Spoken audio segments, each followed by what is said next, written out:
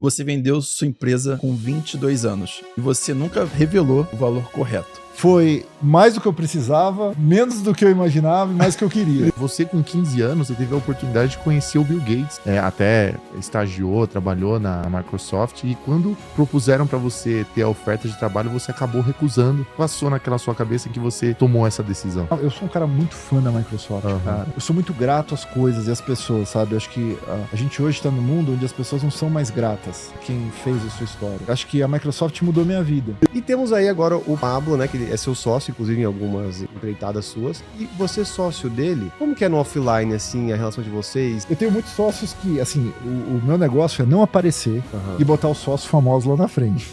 Entendeu? Isso é o melhor. Porque o meu trabalho não é estar na frente. O meu trabalho é criar produtos para essas pessoas, ajudar a entregar um produto de qualidade e fazer uma gestão profissional. O Pablo, ele, nos bastidores, né, ele é um cara super ético, com perguntas capciosas para fazer o negócio crescer. Não, pelo menos nas empresas que eu tenho com ele, ele não se mete na gestão. Então, assim, eu gosto muito da atitude de Pablo Marçal como sócio. Que é o ponto da procrastinação. Como que você diria que as pessoas hoje em dia podem solucionar e melhorar nesse aspecto? Fiz um ano de estudo sobre isso, porque eu tinha a seguinte hipótese, né? Que era possível você terminar, cancelar, adiar a procrastinação. Eu achava que era possível criar algum tipo de técnica, mental, modelo, seja lá o que fosse, para acabar com isso, e não dá. Porque procrastinar faz parte do ser humano. Você foi um cara aí que fala, né, trabalhava 16, 18, 20 horas por dia e sentiu na pele os efeitos colaterais. Qual foi o momento em que você teve wake-up call? Eu preciso da gestão do tempo. Quando eu fiquei doente, né? Então eu tinha uma empresa grande, a minha cabeça de gestão era uma. Então o que acabava acontecendo é que eu não conseguia lidar bem com isso. Senhoras e senhores passageiros, welcome a bordo ao jato da Trip Inusitada, o primeiro e único Talkcast gravado nas alturas e com perguntas turbulentas. Pro voo de hoje eu serei seu comandante, Guilherme Saad, acompanhado pelo nosso copiloto produtivo, Luiz Sartoleto, e nosso comissário programador de bordo, Igor Simas. Hoje temos um convidado que literalmente reescreveu a forma como pensamos sobre produtividade e gestão de tempo no Brasil e no mundo. Estamos recebendo Christian Barbosa, o maior especialista em produtividade do país, autor de 7 livros sobre o tema fundador da Tríade, uma consultoria que já atendeu metade das maiores empresas do Brasil e impactou mais de 2 milhões de pessoas em 30 países, ensinando a metodologia Tríade. Christian tem uma trajetória de vida incrível. Desde jovem, ele já demonstrava seu talento extraordinário. Entre os 12 e 14 anos, era um programador prodígio, e aos 14 anos fez uma prova da Microsoft, se tornando o professor certificado mais jovem do mundo. Já aos 15 anos, teve a oportunidade de conhecer ninguém menos do que Bill Gates. E, pasmem, recusou ser contratado pela Microsoft. Em vez disso, aos 15 anos, ele abriu sua própria empresa de tecnologia, uma fábrica de software. Com 16 anos, ele já havia conquistado seu primeiro milhão. E aos 18 anos, comandava uma empresa com mais de 300 funcionários e 70 milhões de reais em faturamento. Mas apesar do sucesso financeiro, Christian enfrentou um dos maiores desafios de sua vida. Trabalhando exaustivamente de 16 a 20 horas por dia, ele começou a ter sérios problemas de saúde, inclusive chegando ao ponto de vomitar sangue. Foi aí que ele se deparou com a necessidade de gestão de tempo. Fez um curso, reestruturou sua vida e dessa transformação nasceu a metodologia Tríade e seu livro de sucesso, A Tríade do Tempo, que vendeu mais de 100 mil cópias e foi traduzido para 3 idiomas. Aos 22 anos, ele vendeu sua empresa e os valores dessa venda ainda são um mistério. Mas quem sabe hoje a gente descobre, né, Christian? Christian, estamos ansiosos para sobrevoar sua vida inusitada e saber mais sobre como você dominou a arte do tempo e da produtividade. E você, passageiro inusitado nos assistindo, não esqueça de se inscrever no nosso canal, dar like nesse vídeo e ativar o sininho de notificações para você não perder nenhum voo nosso. Isso é muito importante e nos ajuda muito. Afivelem os cintos, inclinem suas poltronas, sejam bem-vindos a mais uma Trip Inusitada.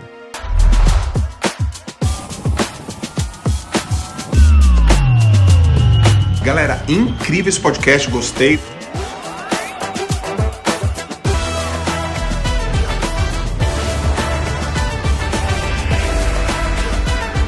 Muito podcast, parabéns, nunca tinha ouvido.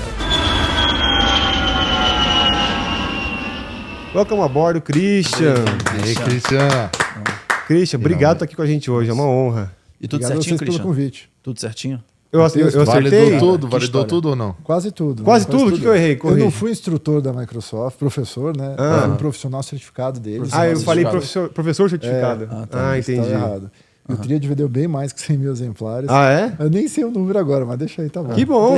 A gente tinha visto seu Instagram, então depois eu vou te mandar o print que tá no seu Instagram, eu acho. Manda. Porque, cara, eu falei assim, não, deixa eu até certificar se tava tudo certinho. Aí eu fui lá, eu fui mesmo Então pesquisando. Depois me manda pra eu vou te corrigir. E o vômito de sangue ali também, pô. Porque Que isso? Eu tive um tumor no meu tubo digestivo, né? Então eu pesava era muito magro, pesava tipo 55 quilos, por causa que eu não comia direito, me alimentava mal. Então eu chegava a vomitar sangue em algumas reuniões de trabalho, porque eu era muito workaholic. Trabalhava muito, eu não sabia gerenciar meu tempo em nada, eu sabia programar e fazer tecnologia, era o que eu sabia fazer. Então assim, a gente vai aprendendo na dor ou pelo amor, né? E Christian, você curte voar? Como que você gosta de avião? Você mora em Orlando, sempre vindo pra São Paulo, Brasil, você gosta de voar ou não? Eu acho que assim, voar é uma obrigação, né? Pra me deslocar eu tenho que estar voando, mas você perguntar, pô, você prefere voar ou... Eu prefiro ficar em terra mesmo. Eu acho que, enfim, mas a minha vida toda foi voando, porque eu virei palestrante muito jovem por causa dessa questão da tríade, né, do livro e tudo mais. E antes também eu compartilhava um pouco da minha história profissional, né, e também, né, sobre tecnologia. E aí eu fazia muita palestra, então eu tinha que voar bastante. Inclusive, fui casado durante 23 anos e a minha ex-mulher falou o seguinte, que a única vez que eu fiquei mais de um mês consecutivo em casa, sem precisar me deslocar para algum outro lugar, foi na pandemia. Foi a primeira vez que realmente... Porque eu voava muito, assim, sei lá, pelo menos eu fazia um voo por semana no mínimo. Entendi. E numa época aí de muitas palestras, de muito treinamento, consultoria, era fácil ter 4, 5 dias voando pra lá e pra cá. Cansativo também, muito. Né? Só uma pandemia mundial pra segurar o homem ali. Dar uma acalmada. Se puder não voar, hoje eu prefiro ficar quietinho. Olha, pra você ter uma ideia, eu bati quase 1 milhão de milhas voadas. Louco! Quase 1 milhão voadas. Na Latam? Aonde? Na TAM, na época era TAM, né? Na TAM. Não chegou a 1 milhão, chegou a 900 e alguma coisa. Eu recebi um e-mail. Você usou essas milhas, né? Então, usei essas milhas. Digam que dá pra fazer com esse volume todo de milhas. Dá pra comprar uma casa com essas milhas? Hoje, se eu abrir meu app aqui, acho que tem quase isso já, de novo. Ô, louco, eu tenho mais compradas. Mas não 1 milhão. De milhas, dele é voada, né? O cara voa bastante. E quando a gente pensa em voo, cara, é inevitável pensar em alguma turbulência e a gente sempre pergunta pros nossos convidados se tem algum voo que de repente eles lembram que foi marcante, porque de repente pegou uma turbulência que foi relevante. Você tem alguma? Como é que foi, cara? Então, voando tanto, eu tive algumas turbulênciazinhas, eu já sou mais acostumado com isso, né? Mas não gosto muito, mas eu tive 2. Uma, eu tava indo... E a rota, exatamente. Uma eu tava na Alemanha, não lembro exatamente que cidade foi, e a gente tava voando pra Suíça. E nessa rota aí, não lembro exatamente, eu tava com a minha família, era uma viagem de férias. E a gente teve um voo extremamente turbulento. Foi o voo que eu achei que eu ia morrer de verdade. Sério? E o meu filho mais velho, ele tem pânico de voar. Ele não gosta mesmo, ele sofre, ele passa mal. Até hoje ele não gosta de voar, tem pânico real. E ele segurando na minha mão, ele falou assim, pai, reza comigo porque a gente vai morrer. Nossa. E eu também tinha certeza que a gente ia morrer. Eu nunca vi uma turbulência tão grande. Nossa, como abriu... Cara, eu não sei nem te explicar, assim. Tava um tempo horroroso, frio. Olha, ali eu achei que ia morrer mesmo. Ali até todo ateu vira... Chegou a cair as máscaras ou não? Não chegou a cair máscaras, mas abriu... O pessoal saltitando assim aquele compartimento de mala, né? Alguns chegaram até a abrir. E realmente foi bem pesado, assim. E aí por isso que tem que usar cinto. Porque se a pessoa não tá com cinto, né? Numa turbulência qualquer, bate a cabeça. Bate a cabeça. E teve um engraçado, que tava de São Paulo pro Rio, Congonhas pro Santos Dumont. E cara, a gente pegou uma turbulência braba também, teve de cair assim um avião, sabe? Eu não sei qual que é o nome que fala isso na turbulência, mas é onde você perde sustentação, né? E o rapaz do meu lado, ele tava nervosíssimo. Eu falei, cara, eu odeio voar. Quando ele chegou, ele já ficou todo ali. Eu falei, beleza. Aí começamos a conversar, ele era de uma empresa de sapatos e tava indo pro Rio lá pra atender um cliente, tava assim, filho de carro, mas fala pra eu de avião, não gosto de avião, não sei o quê. Sou obrigado. Bem, beleza. Cara, no meio do caminho, aquela turbulência foi horrorosa mesmo. Eu falei, cara, tá demais. O avião caía, aí batia, aí vinha. Cara, o cara começou a rezar, e aí ele começou a juntar as mãozinhas e falou, Deus, ele assim, eu sei, eu traí minha mulher, mas eu mentira! Juro por Deus! Eu olhei pro cara, eu comecei a rir. Eu falei, cara, eu vou morrer pelo pecado do cara ao lado. Isso é o pior, né? Quando é a hora, você não escolhe a hora sua, mas se é a hora de alguém que tá ali junto, pô. Cara, ele falou outros pecadinhos dele. Ele confessou. Eu matei só 100 pessoas. Deixa eu virar um padre ali na hora, na verdade. Eu olhei pro cara e puta. Quando eu entro pra voar, tenho 2 termômetros. Eu vejo se tem bebê ao redor. Que, eu falo, são puros. Não ou aquela galera que já é cristã que, pô, tá tendo alguma turbulência, eu vou olhar pra aquela pessoa já tá assim, não, ferrou, tá ligado? Bom, Christian, fique tranquilo que hoje a nossa E só previsão... com relação à pode falar. turbulência, tem um negócio engraçado que ele falou. O cara que tá. Quando tá tendo uma turbulência pesada, as pessoas querem olhar pra fora. Não, Porque eles acham que tipo um macaco, né, segurando e balançando o avião. É ridículo. Não vai mudar nada. alguma esperança, tá ligado? Eu fico de olho na aeromoça. Se ela tá com cara de pânico, aí eu vou morrer. Ela dita o ritmo. Mas eles são treinados pra isso, inclusive, né? Eles não podem... A Adri, ela Pode ser. começou, ela comentou, né? Ela veio verdade. aqui, uma comissária, ela falou isso. Mas, Christian, fique tranquilo que pra previsão do voo de hoje, tá tranquilo, o nosso jato aqui ele é bem construído, não vai pegar muita turbulência. Hoje estamos indo com destino a Tatooine, como vocês podem ver aqui, né? Nosso primeiro voo intergaláctico para Exato. outro planeta aqui. Tem sustentação contra a gravidade, A tudo, gente vai- asteroides. Por essas enquanto coisas. tá indo tudo Os certo engenheiros aqui. falaram que sim. O engenheiro, no caso aqui, quem tem é você. Quem é você? Então, gente, tá, vou abrir o manual ali, tá? E porque o Christian, pra quem não sabe, curte muito Star Wars, né? Né, Christian? Você Eu gosta gosto. muito, e até por isso tem ali o amiguinho dele do lado ali. À Hoje ali, direita dele o temos Baby Yoda. Baby Yoda. É o Baby Yoda. Pra não estragar o filme, né? Vamos chamar de Baby Yoda por enquanto. Recuperados para decolagem. E, inclusive, né, todo começo de viagem, de voo, né, a gente traz dicas de viagem. E hoje é meio lúdico pra Tatooine, então só umas curiosidades rápidas aqui sobre Exato. Tatooine, Igão. Eu fiz algumas pesquisas sobre Tatooine. Não sei, acho que ninguém nunca foi aqui, então não dá Vai pra saber hoje. se é verídico. Né? Christian, você trouxe protetor solar? Não. Não, né? Porque eu vou te falar uma coisa. Importante Mas o pra Max tudo. vai arrumar depois pra gente. Mas- Porque lá são dois. Até fui ver se o português estava certo. Tem dois sóis em Tatooine. Foi só. Tatu 1, Só isso. Tatu 2. Então a gente vai precisar de protetor solar. Pra quem sol. é do Rio vai entender que é quase Bangu. Né, do Rio. E também, que eu pesquisei lá, tem uma comida típica, que é o Won Hat Kebab. Isso. Ô, louco. Exato. Que a gente vai tentar experimentar daqui a pouco. O pessoal vai trazer De pra gente leite experimentar. azul. Kebab, Exato. eu sei Tem que é umas bom, coisas- hein? É Se for igual ao Kebab nosso. é bom. Kebab é bom. É isso. É legal, isso. Dicas É de a dica que eu Tatooine. consegui. Pô, e acho que nada mais justo falar em homenagem ao nome do programa, a gente sempre pergunta qual uma trip inusitada do nosso convidado. Christian, você se lembra de alguma que de repente tem uma memória assim que foi mais engraçado? Pra onde que foi essa viagem? Um momento assim que você se lembra? Um perrengue. Cara, Até um lá. perrengue, de repente, que você passou em alguma viagem e falou, caraca, mano. Sempre tem uns perrengues malucos, né? Teve uma vez, não foi um perrengue tão assim, mas foi um perrengue estranho, porque a gente foi pro Chile uma vez, passar um ano novo, e naquele lugar que ele tem são uns prédios que tem a maior piscina vertical do mundo ali no Chile, sei lá se é o do mundo hoje ou não. Enfim, mas um lugar lindo, assim, muito bonito e tal. E a gente alugou ali alguns apartamentos pra família e tal. E tudo tava fechado. A gente chegou num dia que tava todas as lojas fechadas, não tinha nada aberto. Nada. E não tinha toalha. Não tinha toalha nenhum tipo de toalha dentro do apartamento. E aí a gente foi tentar comprar toalha no dia seguinte. A gente chegou, 7 da noite, tudo fechado, tal, beleza. E a gente não achava toalha. Então, assim, foi meio desesperador. A gente teve que ir muito longe pra conseguir achar uma toalha, comprar toalha lá pra colocar no raio do apartamento. No Chile. Né? No Chile. Então já sabe, pra você que vai no Chile, leve sua toalha. No ano novo, né? No ano novo.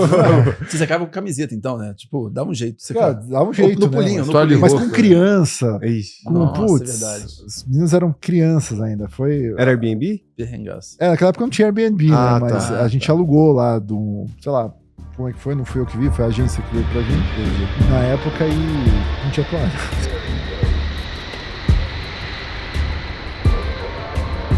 Legal. E, Cris, já estamos aqui em rota para Tatooine. E você é uma das pessoas aí, referência em produtividade, gestão de tempo. Então, eu já queria começar aqui o nosso voo com você comentando sobre uma das maiores dores que eu imagino ser das pessoas. Você até pode me corrigir se eu estiver errado. Que é o ponto da procrastinação. Né? Que todo mundo fala, caramba, eu quero fazer isso, mas eu não consigo. Eu deixo para depois, eu acabo enrolando. Ou no último segundo, quero entregar um trabalho, enfim. Como que você diria que as pessoas hoje em dia podem solucionar e melhorar nesse aspecto? Boa, Gui. Isso foi até um tema de um livro meu. Eu fiz 1 ano de estudo sobre isso, porque eu tinha a seguinte hipótese, né? Que era possível você cancelar, adiar a procrastinação. Então, quando você fala assim para alguém, nossa, eu vou acabar com a sua procrastinação, é porque a pessoa vai te matar. Então, foge, porque isso não existe. Eu paguei minha língua, eu achava que era possível criar algum tipo de técnica mental, modelo, seja lá o que fosse, para acabar com isso, e não dá. Porque procrastinar faz parte do ser humano. Você tem que entender que a gente tem uma procrastinação positiva, que é aquela que você adia as coisas para um momento que você está melhor, ou para um momento de uma melhor oportunidade, para um momento onde você está mais cansado para a tua cabeça funcionar melhor. Então você adia por uma escolha. E tem aquele momento que você adia porque você não consegue fazer aquilo te prejudica. Então é aquele adiamento prejudicial. aquele adiamento que impacta o resultado dentro da sua vida. Então esse é o pior tipo de adiamento. Então a gente tem a procrastinação ok e a procrastinação prejudicial. A prejudicial a gente não elimina, a gente reduz. Então a gente entendeu o seguinte, quais são os fatores que estão me levando a essa procrastinação? São diversos aqui para a gente falar, mas vamos elencar alguns, né? Um dos grandes maiores fatores para procrastinação é o puro medo. As pessoas têm medo, às vezes, de rejeição. Vamos pegar uma coisa muito comum. As pessoas têm medo de dar o primeiro passo para gravar um vídeo no Instagram, fazer os seus stories. Quantas pessoas já não ouviram falar isso? Eu procrastino isso e tal. Então ela tem medo. No fundo, o que é? Medo do julgamento. Será que eu vou me achar legal? Será que eu vou estar bonita? Será que o meu conteúdo vai ser bacana? Elas têm medo de como elas próprias vão se encarar com relação às críticas. Porque assim, a partir do momento que a gente está aqui, vai ter críticas e vão ter elogios. Né? E tem pessoas que não sabem lidar bem com as críticas e começam a ficar mal depressivas com relação a isso. Então o medo é um fator. Outro grande fator é, por exemplo, a falta de informação. A gente hoje está, às vezes você tem que fazer alguma coisa, você não sabe como fazer. Seu chefe passou, faz para mim uma planilha assim, assim, assado. Você fala, como eu vou fazer isso? Então você tentar adiar até o momento que aquilo você está abastecido da informação para fazer. O oposto também é verdadeiro. Hoje a gente tem um excesso de informação causando uma parálise. É tanta opção, é tanta informação que eu não consigo mais tomar a decisão. E aí eu paraliso e eu adio até o momento que alguém me ajuda ou me empurra. Então assim, são muitos fatores para a gente eliminar a procrastinação. Entendendo o fator, eu começo a buscar a solução. Então, por exemplo, se é medo, o que me ajuda a tirar o medo? A partir do momento que eu começo a conhecer um pouco mais sobre aquele fator, aquilo reduz meu medo. Ou quando eu começo a me expor mais àquele fator, aquilo reduz meu medo. Então eu tenho medo de me expor no Instagram. Eu vou me expor no Instagram. Beleza, o que eu vou fazer? Ao invés de eu me expor, eu vou gravar uma foto minha e vou escrever em cima. Ou gravo um vídeo, sabe, que eu não tenho texto nem nada, mas eu apareço assim e coloco uma frase por cima. Ela já começou a reduzir um pouco o medo, aquilo começou a se tornar mais familiar. E assim por diante. Então, a procrastinação, entendendo os porquês, você começa a entender os como eliminá-la. Entendi. Então é muito pela exposição mesmo, você diria, né? Pra você vencer o medo, por exemplo, é através de se jogar. Tem vários fatores, mas um deles, sem dúvida nenhuma, é a exposição ajuda.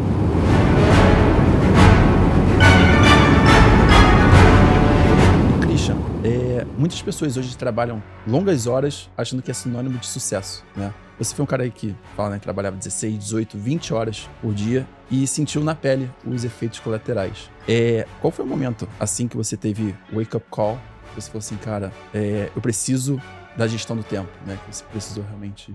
Quando eu fiquei doente, né? Então eu tinha uma empresa grande e a minha cabeça de gestão era uma.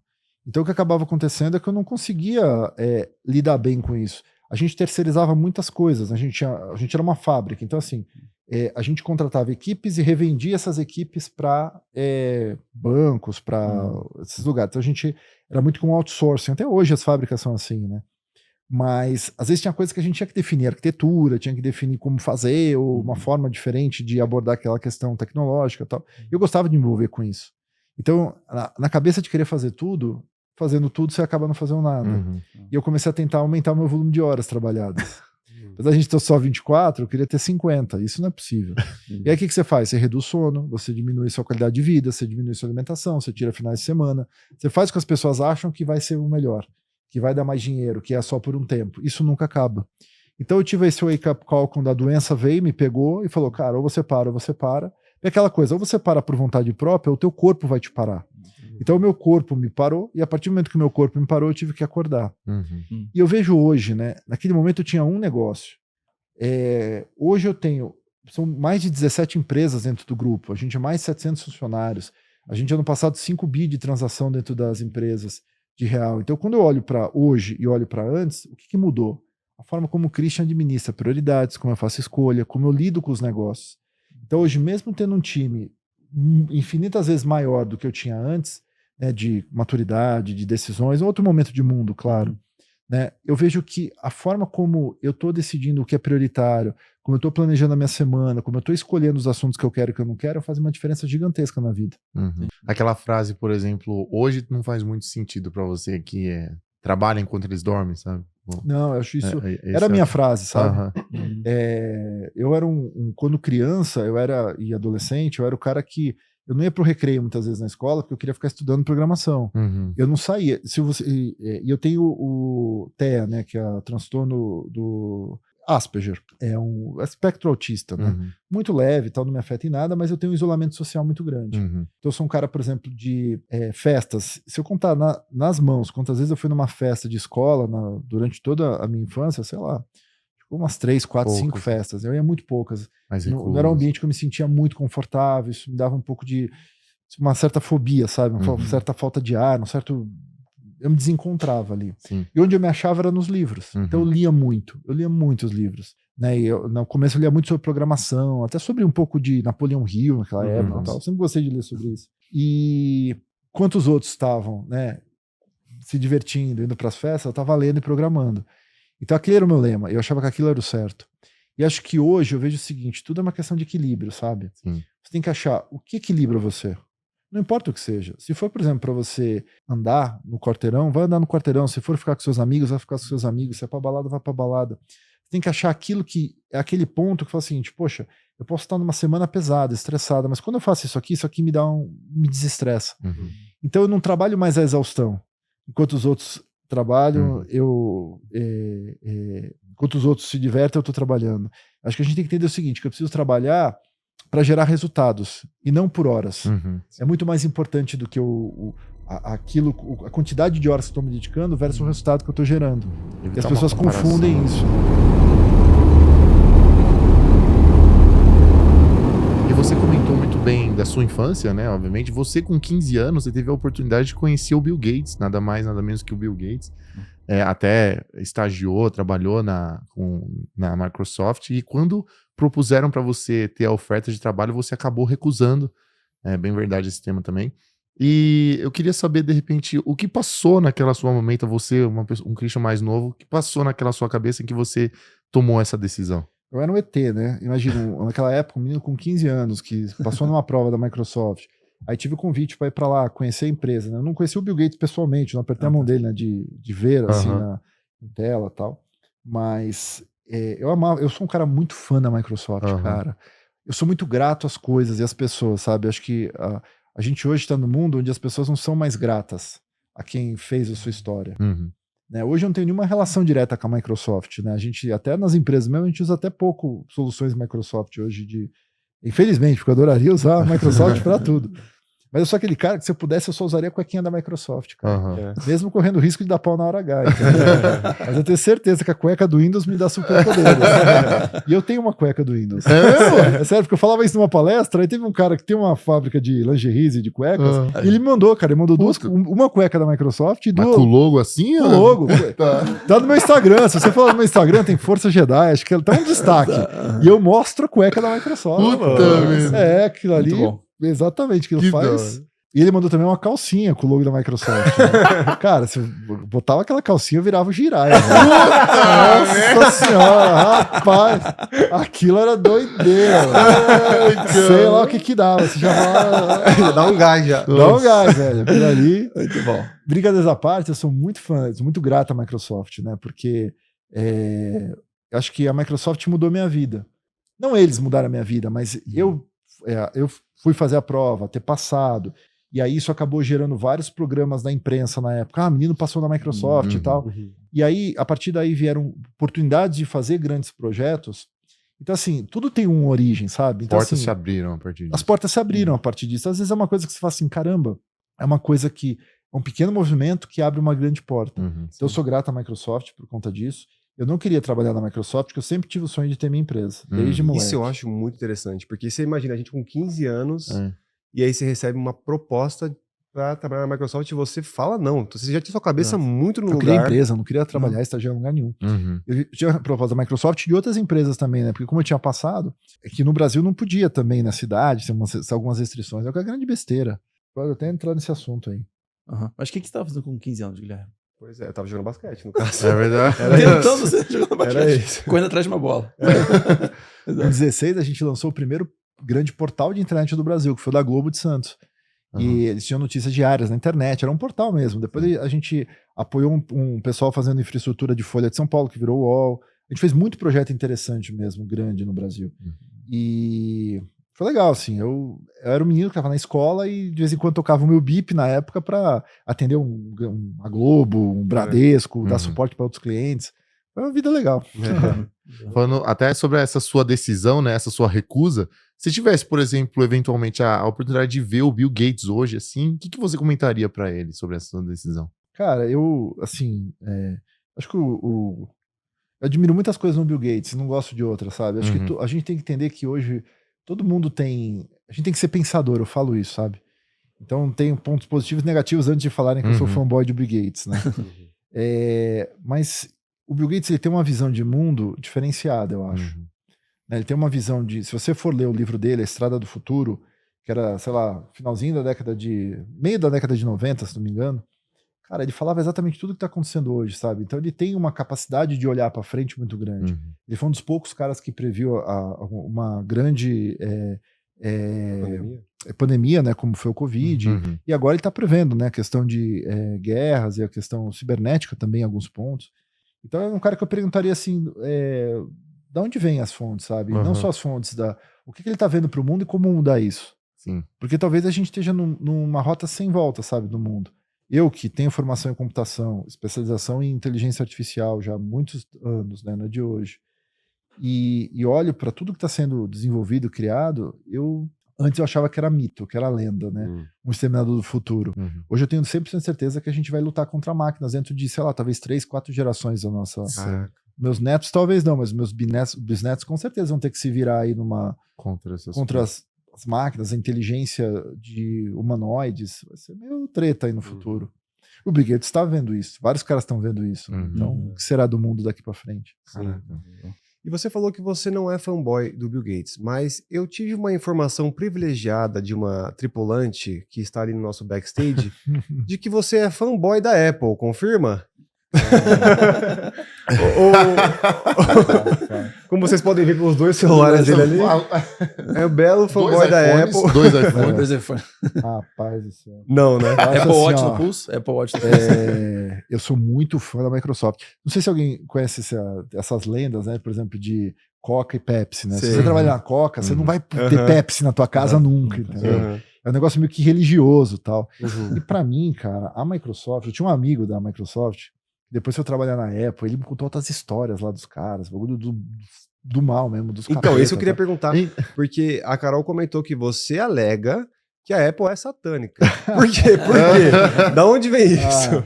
Então vamos lá, né? Primeiro, porque a internet hoje tá chata, né? É verdade, a galera, qualquer coisa que você fala, vem sempre um pentelho te encher o saco. É brincadeira. Então, assim, entre qualquer semelhança com a realidade é pura coincidência, né? Então vamos falar primeiro falando sobre isso. Mas assim, todo mundo tem uma teoria conspiratória, eu tenho a minha. Para mim, a Apple é a empresa do capeta, Steve Jobs era o anticristo. Por quê? Se você for pesquisar no Google, e aí vai lá e pesquisa no Google, você digita assim, Steve Jobs, Church of Satan.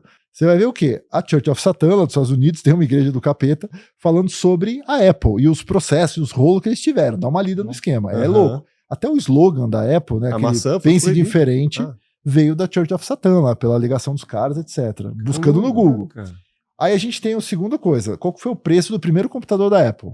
666? 666, exatamente. Pode procurar, isso é um fato. Já contaste? Liga os fatos. Tem isso aí. O logo da Apple é o quê? A fruta proibida. A maçã comida, que lembra o quê? O pecado original, né? Pecado. Então, ou seja, você tá ali andando com o seu pecado. Fora que eu tenho certeza, por exemplo, Gui, você é um cara que usa a Apple pra caramba. Né? Por exemplo, a Apple cai cabelo, dá impotência. Entendeu? Agora você... Entendeu? Acabou cai comigo. Fontes fidedignas dos bastidores falam que a coisa tá ruim aí. Então, provavelmente... Agora você descobriu a origem. Vou ter que mudar pra Microsoft. Nossa, se você botar um Samsung na sua vida, melhor que muda, Viagra, cara. Melhor. Uma cuequinha da Microsoft ainda. Porra, rapaz, você vê? Então, brincadeiras à parte. Pois é. Ficou preocupado. Fiquei preocupado, eu tô revendo minhas decisões.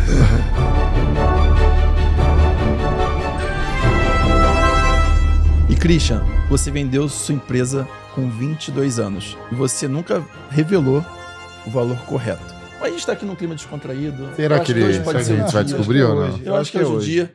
Inclusive, se a gente der uma pressãozinha nele aqui, ó, na cabine aqui, ó, se a gente botar uma pressão, acho que ele vai começar a falar. Então, vou fazer o seguinte, Christian. Beleza, não precisa falar. Mas vamos fazer... Vamos começar nos 50 milhões. 50 milhões. A cada piscada que você der, vai ser mais 5 milhões. Tá bom, subiu. 55, olha lá, puxa da mão, cara. Isso aí vale 10, hein? 80. Acho assim, foi mais do que eu precisava, menos do que eu imaginava e mais do que eu queria. Foi ótimo. Faça as contas. Brincadeiras à parte, mas é engraçado também que ele... Cara, eu não conheço ninguém, mas com 16 anos você fez seu primeiro milhão, né? Mas nem só de vitórias se vive um empresário. Fuxicando sobre sua vida, eu pesquisei também que você fez um investimento numa startup e perdeu 12 milhões. Cara, aonde você aprendeu nessa sua derrota, né? Nessa perda financeira? Quando eu vendi a empresa, eu tinha bastante caixa para brincar. Sim. E aí eu acabei montando uma empresa de investimentos para investir em negócios digitais, negócios de startups. Investi muito dinheiro em vários negócios. Eu acho que talvez tenha alguns investidores anjos no Brasil tão longevos assim quanto eu. Eu faço investimento em startup desde 99, 98, onde eu comecei a botar dinheiro em negócios digitais, assim, para brincar, né? E, obviamente, eu tive fracassos diversos, em valores diversos também. Sim. Essa startup especificamente era uma startup que a gente botou dinheiro, o fundo brasileiro-americano botamos dinheiro também, a gente foi transformar um produto B2B num produto B2C, que não era o meu expertise. Né? E eu era o CEO do negócio, eu falei para eles, olha, primeiro, eu não entendo desse mercado, B2C especificamente, a gente está entrando no mercado novo e era uma startup de inteligência artificial. Isso era 2007, eu acho. Caramba. Então a gente fazia o que o Superhuman faz hoje. A gente analisava os teus e-mails, a caixa de entrada do Facebook, do WhatsApp e do LinkedIn. E SMS, que era americano o negócio. E aí a gente fazia o quê? A gente entendia qual que era o melhor canal de comunicação e a gente respondia naquele canal. E mais do que isso, a gente conseguia entender o que era importante, urgente, circunstancial dos seus e-mails. A gente criava tarefas automáticas, planejava a semana automaticamente, tudo voltado com produtividade. Só que as pessoas começaram a ficar assim, cara, peraí, como que vocês sabem o que é importante do meu e-mail? Vocês estão lendo o meu e-mail. Então começou a ter um certo pânico naquele momento, que a IA não era o mainstream.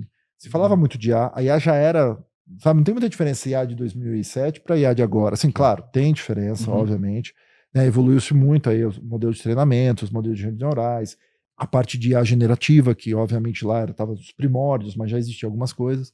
Então, assim, melhorou muito. Mas, se a gente for pegar as bases mesmo de inteligência artificial, é matemática, né? A matemática existe há séculos. Matemática, mais processamento, mais dados geram inteligência artificial, se a gente fosse resumir numa grande tríade. E claro que isso é um conceito muito primário do que tudo que é IA, né? Mas as pessoas reclamavam que a gente estava lendo os e-mails deles, sabe? Então, naquela época foi meio que, o pessoal fala, eles ficam lendo nossos e-mails, eles estão vendo com o humano, tal. Então ficou chato, a gente se tornou uma startup intrometida. E aí o pessoal começou a não aderir do jeito que estavam aderindo. E também depois, na época, o Facebook cortou os acessos de APIs de mensagens para leitura de inbox de várias ferramentas deles. Então, boa parte das nossas principais features que faziam ali uma diferença foram cortadas. Então, do dia para a noite, a gente não tinha mais produto. Resumindo, essa foi a história. Qual foi o aprendizado que você teve com isso? Cara, diverso. Assim, eu acho que apesar de eu ter perdido dentro dessa startup muito dinheiro, mas ela me rendeu os maiores aprendizados da vida, né? Primeiro, ela me levou para os Estados Unidos. Então, quando eu fui para lá, eu conheci os maiores investidores anjos dos Estados Unidos na época, que apoiaram, inclusive, nossa startup no começo. Eu tive conhecimento sobre Vale do Silício, né? Eu morei muito tempo lá para aprender a lidar, desde a contratação, desde o que é um product market fit, como que você cria uma arquitetura, por exemplo, de desenvolvimento numa startup, porque eu tinha uma fábrica de software, né? Então era fácil você ter lá, por exemplo, um programador, um arquiteto, um cara de infraestrutura, um cara de segurança, você tem um cara de DBA, de banco de dados, você tem vários papéis, né? Porque é fácil, quando a gente tinha uma fábrica locais para o cara.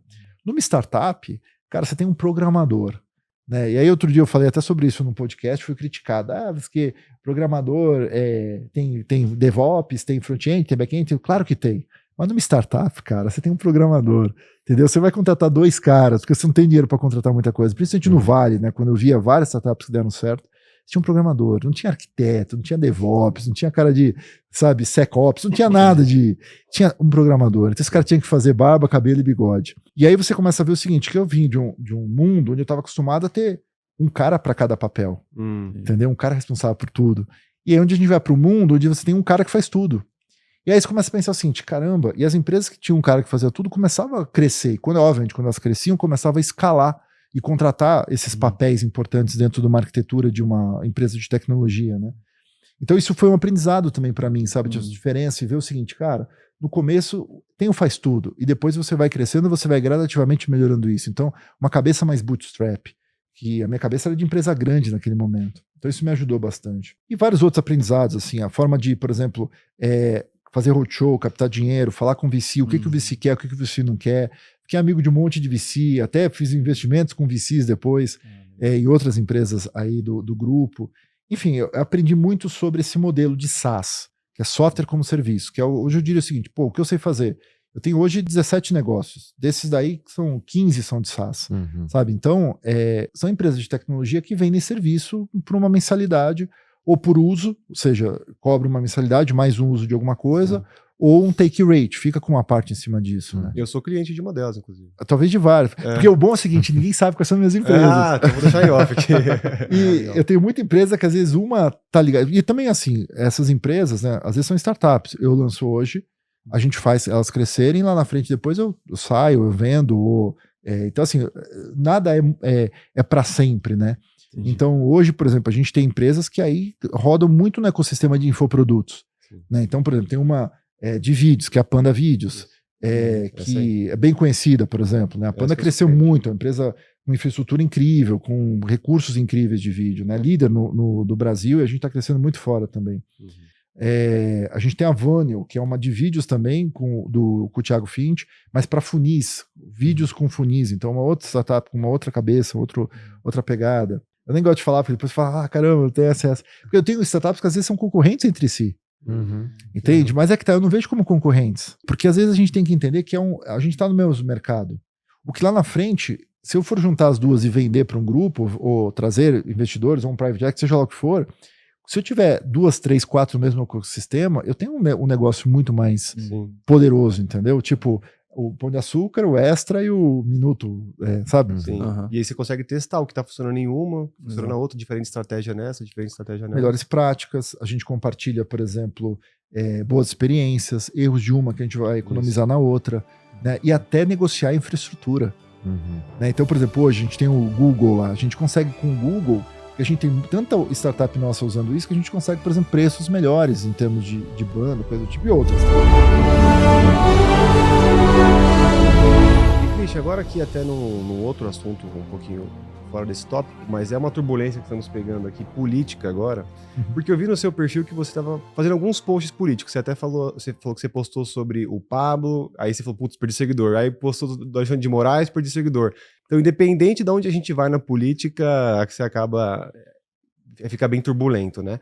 E temos aí agora o Pablo, né, que ele é seu sócio, inclusive em algumas empreitadas suas, e eleições chegando, e a gente tem essa curiosidade, porque até eu tô pensando em quem votar. E você, sócio dele, é quase que um casamento, falam sociedade, né? Como que é no offline, assim, a relação de vocês? Eu tenho muitos sócios que, assim, o meu negócio é não aparecer e botar os sócios famosos lá na frente. Entendeu? Entendi. Isso é o melhor. Quando porque muita gente nem sabe que eu sou sócio do Pablo, né? Sou sócio do Thiago Finch, que, enfim, tem outras personalidades aí que todo mundo conhece e que é positivo isso. Porque o meu trabalho não é estar na frente. O meu trabalho é criar produtos para essas pessoas, ajudar a entregar um produto de qualidade e fazer uma gestão profissional e sem nenhum tipo de nada de interferência. O meu negócio é fazer SaaS. Eu sei fazer software, eu sei gerenciar equipes e sei liderar empresas. É isso que eu sei fazer. Eu não sou o cara de venda, eu não sou o cara de marketing. Então, se eu tenho um cara desses que apoia dentro da empresa, o negócio flui. Esse é o meu business. Então, assim, o Pablo, um dia, eu tava em Orlando, e ele olhou pra mim e falou assim, eu te devo muito dinheiro. Eu falei, então paga. Eu não conhecia ele. Aí, assim, porque ele falou assim, eu usei tanto trilha do tempo, ele já falou isso em algumas lives, né? Que você me ajudou muito numa época que eu precisava na minha vida. Então, assim, você me ajudou a ganhar muito dinheiro por causa da trilha do tempo. Legal. Aí eu falei, pô, que bacana. E aí ele falou assim, e você? Tá fazendo o quê? Eu falei assim, cara, tô focado no software. E assim, você não falar mais de produtividade? Eu falei, não, eu vendi a empresa e dei um tempo nesse assunto de produtividade. Talvez eu lance um livro lá na frente, mas agora eu tô quietinho nisso. Ele falou assim, não, você não pode parar de fazer isso, tem que lançar assim, quero te lançar digitalmente. Eu falei assim, pô, eu nem quero lançar, ele assim, vou te lançar digital. E aí o que acabou acontecendo foi que ele me propôs fazer um lançamento de um produto meu de produtividade, e foi um lançamento, foi um sucesso, foi muito bacana. E aí nesse lançamento a gente gerou uma certa aproximação, mas até ali foi muito profissional nesse lançamento específico. Aí eu tinha uma empresa com o Joel, O Joel depois entrou no Grupo Primo, aí por algumas questões eles não podiam mais continuar com a empresa comigo. E aí eu estava com um produto e eu falei assim, bem, quem que eu vou colocar agora na frente? Que tinha o Joel, por exemplo, que é um baita personalidade, mas ele não estava mais não podia mais fazer aquilo, né, dentro daquele produto, dentro dos contratos que ele já tinha. Eu falei, quem que eu faço agora? E, cara, eu tava vendo meus Instagram, me apareceu o Pablo. Eu falei, cara, vou mandar uma mensagem pro Pablo. Mandei uma mensagem pro Pablo, falei, Pablo, eu tenho uma empresa assim, assim, assado. Você interessa? Ele assim, interessa. Quanto que é pra entrar? Eu falei, tanto que é a mesma coisa que eu botei. No dia seguinte, ele depositou o dinheiro na conta. Sem contrato. Atitude. Atitude. Eu falei, cara, eu nunca tive isso. Pô, quantos sócios eu tenho? Eu tenho, sei lá, mais... Quantos sócios já passaram na minha, né, dentro da holding lá? Mais de 200 sócios. Eu falei, cara, esse cara é diferente, né? Porque o cara não teve contrato, falou que ia fazer. No dia seguinte ele faz. Eu falei, isso mostra realmente o interesse que ele tá ali, né? Beleza. E aí a gente fez a primeira empresa com ele. Essa empresa foi um sucesso instantâneo, realmente gerou lucro no primeiro ano, gerou caixa gigantesco aí. Empresa que bateu um TPV de 200 milhões assim nos primeiros meses. Foi realmente muito forte o movimento do Pablo. E o Pablo, ele, nos bastidores, né, ele é um cara super ético, um cara super sério, um cara inteligentíssimo, com perguntas capciosas para fazer o negócio crescer. Não, pelo menos nas empresas que eu tenho com ele, ele não se mete na gestão, né? Obviamente a gente tem uma gestão super organizadinha, auditada, com um jeito bonitinho que a gente não faça nada errado, pelo menos não que eu tenho contadores, eu tenho advogados, eu tenho time, né? Tem esses caras que eu não sou contador, mas até hoje a gente está teoricamente fazendo tudo com a lei pede. O Pablo é sempre assim, ele fala assim, cara, ele é o tipo de cara que fala assim, ó, a gente tinha até numa das empresas uma forma legal da gente diminuir o nosso imposto. Sim. Tinha duas opções, uma forma legal de diminuir o imposto, que tinha que entrar com um pedido lá específico tributário sobre isso, e a forma de você pagar o imposto cheio. O Pablo virou e falou assim, paga o imposto cheio. Né? Ou seja, a gente podia optar pelas duas opções, assim, vamos pagar o imposto cheio para não ter treta lá na frente, para não ter disse-me-disse, vamos fazer o certo. Sim. Então assim, eu gosto muito da atitude de Pablo Marçal como sócio. Eu monto a estratégia, mostro para ele, ok, beleza, não se mete no dia a dia, não tem nenhum tipo de influência sobre faz isso, faz aquilo outro, não, ele é profissional dentro desse aspecto. Então, é muito bom ser sócio do Pablo, sabe? Legal. Nesse aspecto especificamente, assim, que eu convivo com ele profissionalmente, né? Não tenho uma relação hoje de pessoal, apesar da gente, ele também tem casa lá em Orlando, então a gente às vezes fica juntos e tal, mas velejamos juntos já algumas vezes, mas especificamente é extremamente um cara bem pontual como sócio profissionalmente. Legal. Belo decisor, conhece de muita coisa, ele é um cara muito inteligente, antenado em muitas coisas, eu falo, ele às vezes não entende, mas explica aí sobre isso, me explica mais. Ele quer aprender sobre a coisa, sabe? Eu gosto desse aspecto. Bacana, legal escutar, porque a gente vê ele tá inundando, né, as redes sociais, só que a gente escuta muito ele falando dele. Aí eu achei interessante porque um sócio realmente fala como que ele é no offline, né? Então é bem interessante saber. No backstage, ali, né? Backstage. Backstage ele não tem, porque o Pablo é um cara 880, né? Ele é um cara polêmico, ele é um cara que vai pra cima, tal, etc. Mas assim, o que eu lido com o Pablo, ele tem essa coisa de, tipo assim, de trucar as coisas. Por que a gente não pode ser maior? Por que a gente não pode crescer mais? Por que a gente não pode fazer isso? Mas eu vejo isso como uma visão empresarial, sabe? E ele não leva desaforo, não. Ele realmente, ele é aquele que você bate nele, às vezes eu bato nele, ele bate de volta e a gente vai e se entende. Então eu acho muito bacana, assim, essa postura que eu conheço dele. Por isso, é isso especificamente que eu posso falar.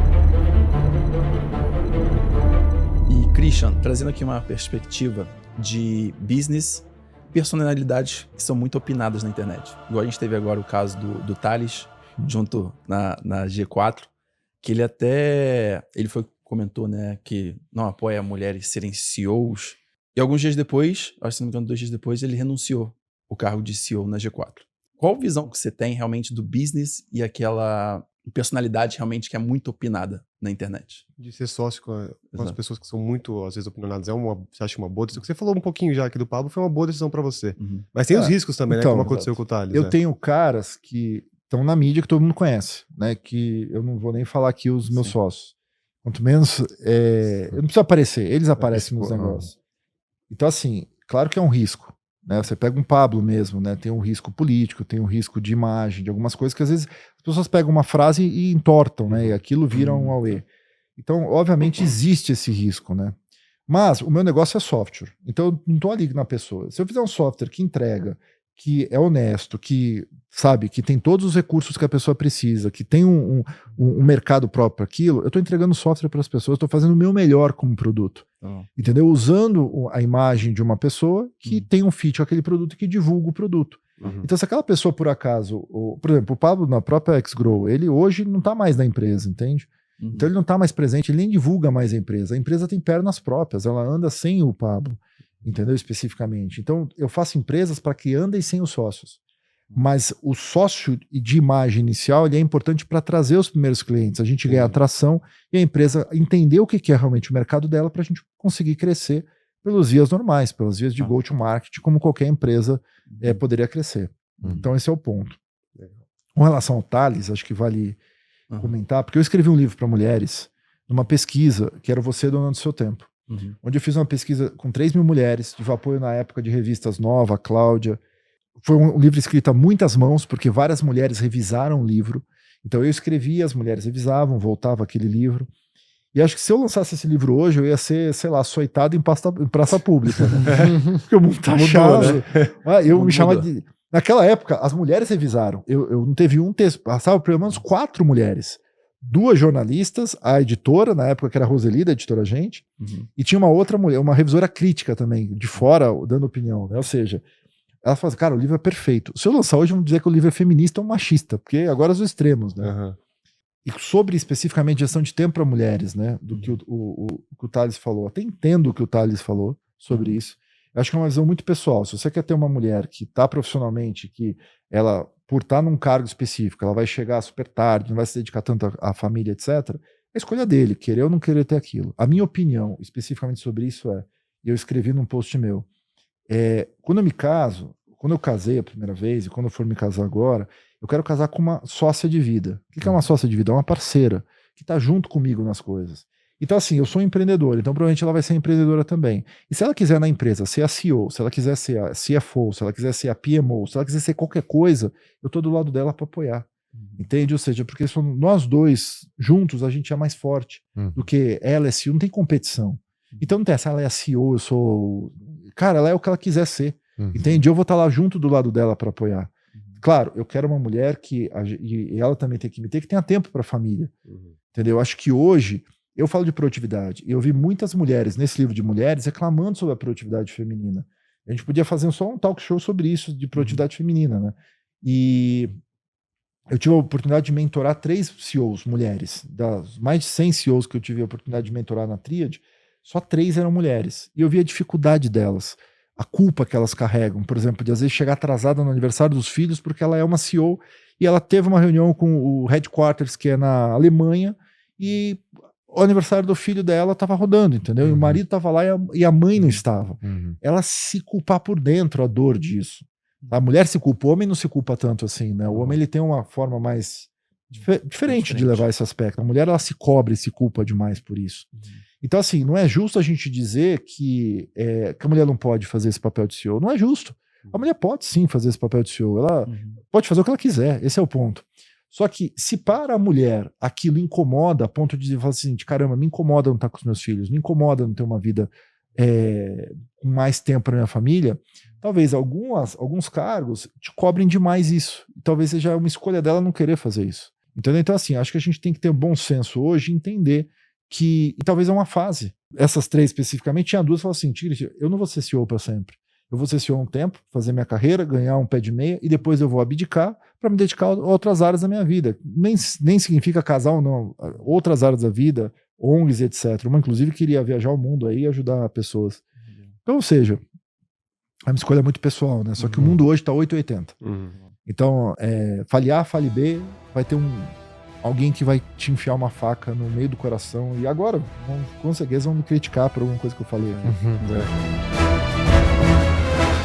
Tripulação, posso fazer uma pergunta inusitada pro Christian? Sou muito fã dele e quero ser mais produtivo. Está difícil competir com o ChatGPT. Ô, Christian, desculpa, de novo, Max. Como sempre, todo programa interrompendo a gente. Ele sempre faz isso, cara. Sempre. Christian, você não conheceu ele ainda, mas esse aqui é o Max GPT. Ele é a nossa inteligência artificial aqui do jato. Ele que pilota o jato enquanto a gente conversa aqui. Ele tá aqui, ele hackeou nosso jato, é ele que pilota.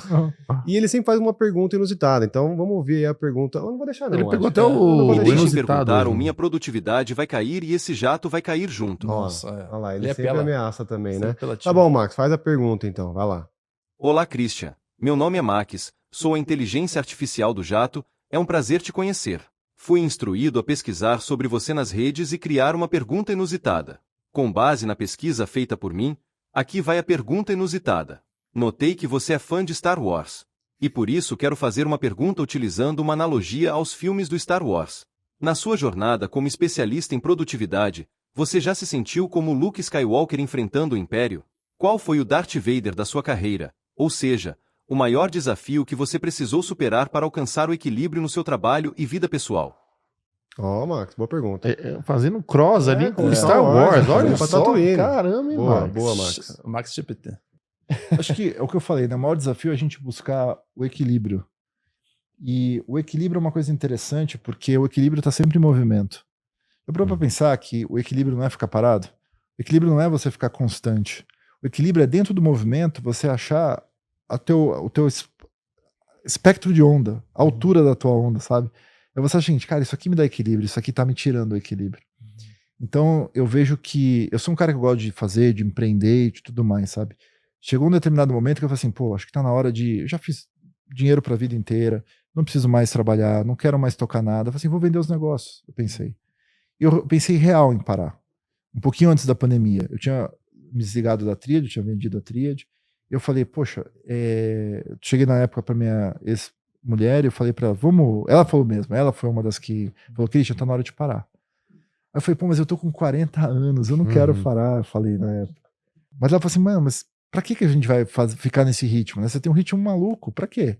Não um ritmo maluco, mas assim, sabe, de muita empresa, de muita decisão, de muita coisa. Mas eu trabalhava de casa, né? Tinha uma vida fantástica, então não precisava me preocupar muito com isso. Então, assim, pra quê? A pergunta era pra quê, né? E acho que sempre esse é o maior desafio. Porque qual que é o momento da gente equilibrar?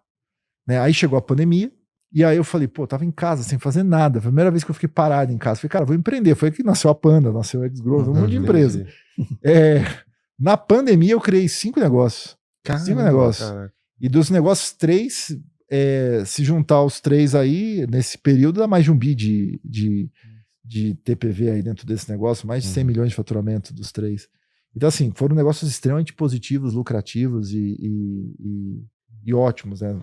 Até hoje. 2 não andaram muito para frente. Mas eu acelerei ao invés de parar. E aí fica aquela pergunta, né? Qual é o melhor momento de você parar ou de você equilibrar? E eu tenho refletido muito sobre isso. E aí eu cheguei na seguinte conclusão. Se eu parar, eu morro, eu acho. Entendeu? Porque eu não gosto de ficar parado. Eu experimentei um pouco na pandemia ficar parado, mas não aguentei. Entende? Acho que me dá uma certa ansiedade, uma certa depressão de tipo, caramba, eu não preciso tomar uma decisão, caramba, eu não preciso pensar numa estratégia, nossa, eu não preciso fazer nada. Dá uma certa agonia sobre isso. Né? E acho que é muito triste você ganhar dinheiro sem contribuir, sabe? Mas você contribuiu no passado e tal. Mas, cara, chega um momento que você fala assim, beleza, não faz mais diferença, entendeu? E você tem que ir além disso. E aí eu comecei a procurar o seguinte, o que eu gosto de fazer? Eu fui buscar sobre hobbies. Então eu comecei a velejar, foi um hobby que eu desenvolvi. Voltei a andar de skate, que era uma coisa que eu fazia de moleque, que eu gosto de fazer. Eu comecei a dosar mais um pouco os meus hobbies com coisas que eu gosto e só fazer trabalho tesão. Então eu comecei assim, cara, só vou fazer trabalho tesão. E acho que também o próprio... aí eu me divorciei, fiquei um tempo sozinho, comecei a namorar. E o namorar já é pra mim um grande coisa diferente. Porque eu tô vivendo uma vida num momento diferente que eu viajo mais, eu aproveito mais, sabe? Eu me divirto mais, coisas que eu não fazia muito no passado. Por minha própria... Meus próprios escolhas e critérios. E não vou dizer que eram certos, não. Muito pelo contrário, estavam até errados. Mas hoje eu falo assim, pô, a vida é muito curta, sabe? A vida é muito curta. Quantas pessoas vocês não perderam aí nesses últimos anos que você fala, poxa, será que valeu a pena? Será que você fala, a vida é curta, e se amanhã eu não estiver aqui? Né? Amanhã você pode estar atropelado, amanhã você pode estar perdendo uma pessoa querida, amanhã você deixou de dizer um te amo, um obrigado, um desculpa, um perdão. Aí você fala assim, o que valeu da vida? Dinheiro? Ninguém vai levar dinheiro pro caixão. A gente leva experiências, a gente deixa experiências. Então, levar e deixar, você tem que viver. E para ver, você tem que usar seu tempo. Então, acho que tem muita gente fascinada em dinheiro, sabe? Vamos ganhar, fazer meu primeiro milhão, fazer um joguinho e tal. E chega um momento que você fala assim, cara, é só dinheiro. Tem gente que é tão rica, tão rica, tão rica, que ela é triste. Né? Que a maior pobreza dela é essa. O tempo e ser rica. Então, acho que é fácil você falar porque você tem dinheiro. Cara, se eu não tivesse nada hoje, o que mudaria a minha vida? Eu não ia viajar de executiva, eu não ia viajar tanto, mas você tá com as pessoas do teu lado que você ama, e você aproveita, você vai num parque, você curte, você descobre novas coisas, você explora, você entra em movimento. O dinheiro é uma energia, uma consequência do fato. E vou dizer que muita gente não ganha dinheiro porque essas pessoas, basicamente, o que elas acabam fazendo é que elas não entram no movimento dessa energia, desse fluxo financeiro, porque elas não aproveitam. Isso é até uma coisa que o Pablo mesmo fala, né? A questão do... como que ele fala? De você aproveitar a vida. Tem um nome que ele dá, esqueci agora. Mas enfim, ele fala desse desfrutar. Ele fala da necessidade de você desfrutar. Eu vou te dizer que o desfrutar gera prosperidade. Que ele até brinca com o cara que ganha mais de 1 milhão por dia, que ele não anda de Passat, né? Ele fala assim, o cara não tá desfrutando do que ele tá ganhando. Ele até brinca com isso, né? Tem que desfrutar mesmo. Eu fui um cara que não tinha carro. Eu não gosto de carro, de coisas assim, de esbanjar, de mostrar coisas, porque eu sou um cara nerd. Entendeu? Eu tenho meu computador legal, meu veleiro tá lá. E acabou. Eu não tinha carro, cara. Eu usava o carro da minha ex-mulher ou dos meus filhos, eu mesmo não tinha carro, não gosto de carro. Aí o pessoal fala assim, pô, mas aí eu comprei uma Porsche agora. Mas eu só comprei por investimento. Um amigo meu falou assim, cara, eu fiz uma reserva numa Porsche, eu quero comprar, vamos vender. Falei, beleza, comprei uma Porsche. Aí eu até falei na época pro Marcos, o Marcos falou assim, cara, você comprou uma Porsche? Não é tua cara. Eu falei, mas eu nem peguei, ficou na concessionária e já vendeu. Entendeu? Porque, cara, eu acho... Não tenho tesão nenhum, cara, de dar uma Porsche, nada. Quero saber qual que é o computador do Christian, hein? Ele não vai ter um MacBook nem nada. Tá louco. Tá maluco. Fechou a cara, já fechou a cara. Tá maluco, rapaz. As pessoas perguntam, por que você separou? Simples. Minha mulher tinha iPad, comprou um iPhone, comprou um celular e comprou um Mac. Falei, cara, não tem mais condição. Foi o combo todo. É o fim de qualquer relacionamento. Meu Deus, justificado. Não, mas até no que o Max ele tava falando, o próprio Yoda, né? Ele é muito famoso por uma frase dele, que é faça ou não faça, tentativa não há. E eu queria te perguntar, Cristiano, de repente até fazendo um cruzamento, o que você entende, talvez, nesse contexto, na parte de produtividade? Como você consegue assemelhar essa frase num contexto de produtividade? Eu acho que assim, vamos dividir o mundo em duas pessoas, dois tipos de gente. As que dão resultado e as que não dão. E isso é uma forma bem minimalista da gente falar sobre pessoas. As pessoas que dão resultado, elas estão sempre em ação. Elas estão sempre movimentando alguma coisa. Se eu olhar para os meus sócios que deram mais resultados, se eu olhar para aquelas pessoas que eu botei dinheiro numa startup e tive retorno em algum momento lá na frente, ou a startup cresceu, ou se desenvolveu de alguma forma, os sócios estavam sempre em movimento. Eles olhavam pro que dava errado e entendiam que aquilo era só um passo a mais para fazer alguma coisa acontecer, sabe? Era aqueles caras que tinham ideias porque eles estavam lendo alguma coisa, porque eles se conectaram com alguém, porque eles foram num evento, porque eles viram um filme diferente, porque eles fizeram uma viagem lá, eles viram um treco que ligava com outra coisa. Os caras estão sempre em movimento, sempre algo novo. Os que não dão resultado, eles estão tentando ter resultado. E o tentar é fazer o quê? Eu queria. Eu vou fazer. Eu vou ler. Eu vou fazer. As pessoas estão sempre no futuro, no gerúndio, e não faz efetivamente. Ou até faz, mas faz um pouquinho. Porque não se entrega, né? Não é aquela, sabe, aquele foco total, aquela entrega total, aquela paixão total pela coisa. E aí a pessoa dá um pouco da sua energia, um pouco da sua atenção, um pouco do seu foco. E o mundo não é feito de um pouco. Se você dá um pouco, você vai ter um pouco também. Agora, aquelas pessoas que dão o máximo delas, às vezes acontece uma sorte de algo acontecer, de um produto vender muito, de alguém abrir uma porta, de uma oportunidade acontecer dentro da vida dela. Ela fala assim, foi por acaso. Eu acho que o acaso não acontece. Eu acho que talvez Deus lá em cima tenha mova as pecinhas para que as coincidências perfeitas aconteçam. E a partir dali a gente desenvolva alguma coisa dentro da nossa vida, sabe? Então eu acho que o negócio é parar de tentar, né? O Yoda precisa nisso. É você começar a fazer. Isso muda o jogo. E ainda numa última analogia com Star Wars, a Millennium Falcon, Christian, ela sempre improvisa para sair das situações mais difíceis. No mundo dos negócios, você diria que o ingrediente mais importante para ter sucesso é saber improvisar ou seguir um plano bem estruturado? Boa pergunta. Eu sou o cara que defende planejamento. Defendo metas, defendo indicadores, defendo estratégia. Eu acho que isso é fundamental. Eu não consigo andar sem isso. Até para a vida pessoal também. Saber se adaptar a situações diferentes é essencial. Entende? Então, assim, se você está acostumado... por isso que dinheiro não é tudo, sabe?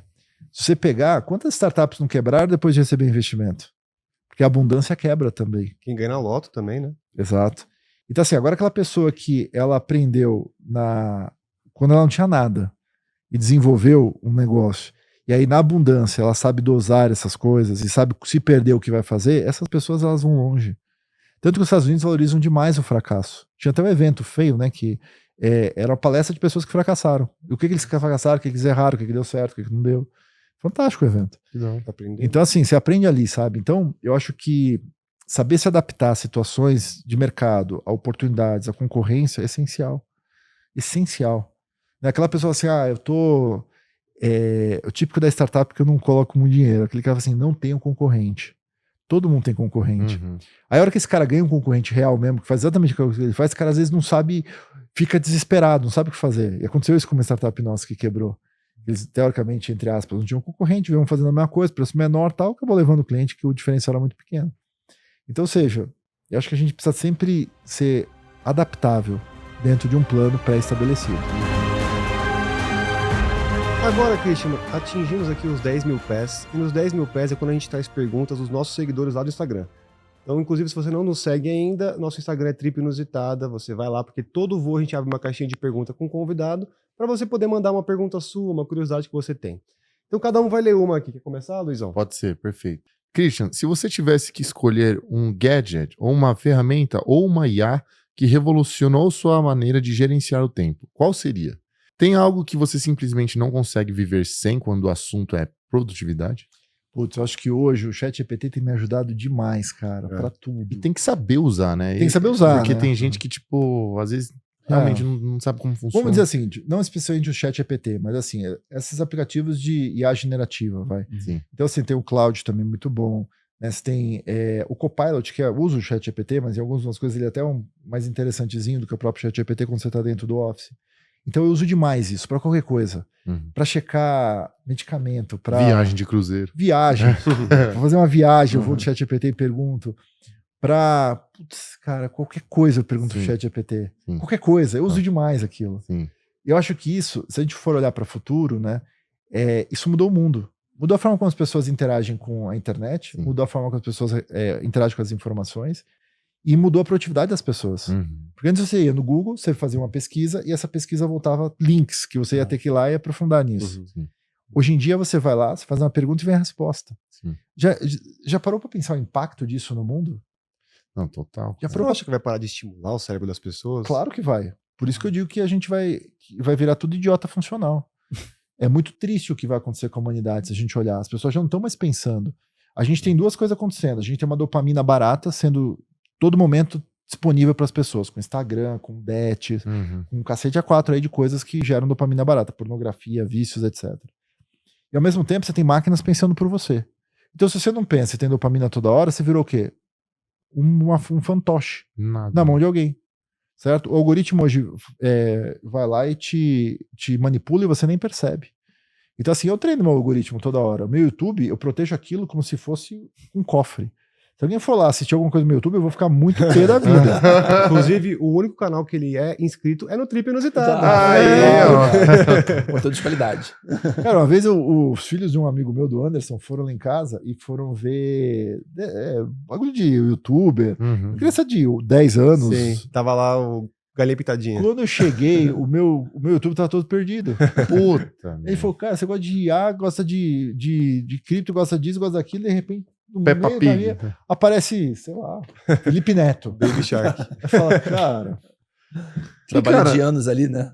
Então, você até tava comentando, às vezes joga muito contra o tanto naquela questão de não ser produtivo, o tanto de opção que a gente tem e a gente não saber fazer com aquilo, sabe? pra mim, às vezes a IA combina muito com isso, sabe? A gente tem tanta solução que fica difícil a gente saber com que a gente vai nortear naquele momento. Verdade, Luiz. Eu acho que a IA hoje, ela te dá tantas opções que paralisa um monte de gente. Entende? Se você falar pra ela assim, me dê uma forma de eu ganhar 10 mil reais por mês. Ela vai te dar forma se talvez esses 10 virarem 100. Mas muita gente não vai fazer. Entendeu? Muita gente não vai conseguir desenvolver isso. Eu defendo cada vez mais o seguinte. Eu falo olá pensadores no meu Instagram. Porque a gente tá no mundo que a gente precisa ter pessoas que pensam, não pessoas que seguem. Você é seguidor de fulano. Cara, eu não quero seguidor, eu quero pensador. Eu quero pessoas nas minhas redes sociais que sejam capazes de ouvir uma informação, extrair o que é legal, o que não é legal, onde que tá o sarcasmo nisso, onde que tá o meu ponto de vista nisso. E poder aceitar as coisas, poder agregar as coisas, poder de uma informação que ela absorve, com informação que ela já tem, criar uma nova informação e ajudar outra pessoa, sabe? Mas o que a gente tem é seguidor. Isso é ruim. Isso é legal. Cara, o mundo virou isso. E a inteligência artificial vai nesse caminho mesmo, de fazer cada vez mais pessoas idiotas. E de fazer pessoas pensarem menos. E pessoas que pensam menos e são mais idiotas são totalmente manipuláveis pelas próprias máquinas. Então talvez a gente esteja agora na última geração que pensa de verdade. A gente é a última geração que talvez tenha... A gente é a última geração que nasceu sem rede social. A gente é a última geração que talvez está usando o Google. Que o Google vai mudar a forma como ele responde. A gente é a última geração que talvez não tenha robôs interagindo com a gente. Então a gente é uma geração transitória. A gente é tipo os dinossauros, sabe? Quando vê os cometas lá e você, meu Deus, tá vindo um cometa aí. Cara, vai morrer, vai nascer humano. Entende? Então assim, tá vindo uma nova geração. Espero que de pensadores. Porque se vier de idiotas, a gente tá perdido. E o segundo aqui, ó, ao olhar grandes bilionários que trabalham exaustivamente, como Elon Musk, Jeff Bezos, vocês acham que eles estão fazendo algo errado em termos de gestão de tempo e saúde? Porque eles também produzem coisas que a gente não teria se eles não fossem assim. Então você acredita que o caminho deles faz sentido, mesmo que a vida pessoal seja prejudicada?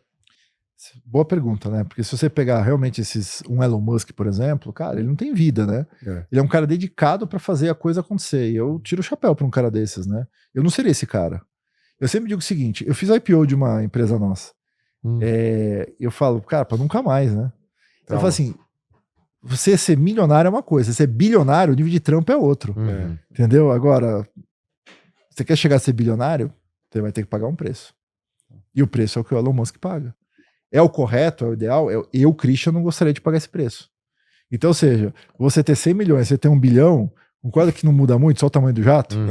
Concorda? Então assim, só que a diversão com um cara de 100 é muito maior do que o cara de 1 bilhão. Você, né, vai ter menos treta para resolver, talvez. Né? Tem mais tempo. Com certeza. Eu tenho um amigo único que é bilionário real, de patrimônio real, dinheiro, não é ação. Né? E não é de internet também, ele realmente é bilionário. Tem amigos que são bilionários, naturalmente, às vezes um patrimônio de 10, 20, 50, 100 milhões. Né? Enfim, esse meu amigo que é bilionário, cara, o nível de estresse, de preocupação que ele tem, da empresa, das tretas, etc., é gigantesco. Os outros que, mesmo negócios também complexos, né? Mas o nível de treta é muito menor. Assim, claro que isso eu não posso falar que isso é uma verdade para todo mundo, mas eu acho que bom que tem algumas pessoas no mundo para se dedicarem a isso. Eu não seria esse cara. E a terceira pergunta que a gente recebeu para você, sobre IA tecnologia versus mercado de trabalho. Quais setores você acredita que serão mais afetados? E como as pessoas podem se preparar para essas mudanças? Acho que não vai ter um setor ou outro que vai... Claro, vamos dizer o seguinte, eu leio muito sobre isso. Vejo muito isso. Eu tenho hoje empresas que a gente faz robôs, por exemplo.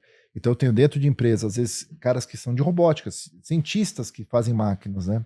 Ouvindo esses caras falar e ouvindo outros caras de referência aí de mundo, né? O que eu entendo sobre isso? Primeiro, a gente deve ter sim uma transformação gigantesca no mercado de trabalho nos próximos anos. Gigantesca.